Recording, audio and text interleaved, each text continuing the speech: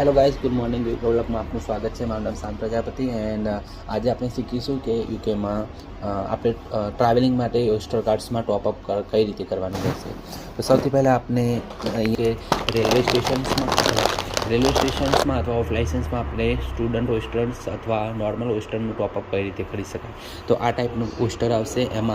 એમાં ઓસ્ટર ટોપઅપ મશીન્સમાં આપણે જઈને અહીંયા યલો કલરમાં સ્કેન કરવાનું રહેશે.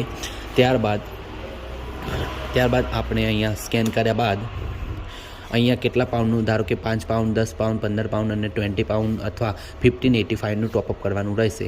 તો એ ટોપઅપ કર્યા બાદ અહીંયા આપણે 10 પાઉન્ડ, 50 પાઉન્ડ જેટલા બી ઓપ્શન્સ આપણે સિલેક્ટ કર્યા એટલા પાઉન્ડ સ્કેન કર્યા બાદ અહીંયા આપણે ફરીથી અહીંયા ઓસ્ટર સ્ટુડન્ટને ટોપઅપ કરવાનું રહેશે.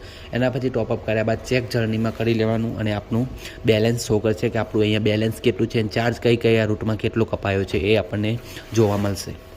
તો અહીંયા નોર્મલી એના બાદ આપણે ટોપઅપ કર્યા બાદ ટ્રાવેલિંગ કરવા માટે સૌથી પહેલાં અહીંયા સ્કેનર હોય છે. એમાં સ્કેનરને અહીંયા સ્કેન કરી અને આ દરવાજા ખુલી જાય છે. અત્યારે તો ઓપન છે બટ એના પછી ખુલી જાય છે અને જ્યારે બીજા નેક્સ્ટ સ્ટેન્ડ આપણું આવે ત્યારે એ સ્ટેન્ડમાં બી ફરીથી સ્કેન કરવાનું રહે છે. અગર માન લો તમે એક બી વાર સ્કેન ત્યાં જઈને અથવા અહીંયા નથી કર્યું અને એક જ જગ્યાએ સ્કેન કરું છું તો એમાં ડબલ પૈસા કટિંગ થઈ શકે છે.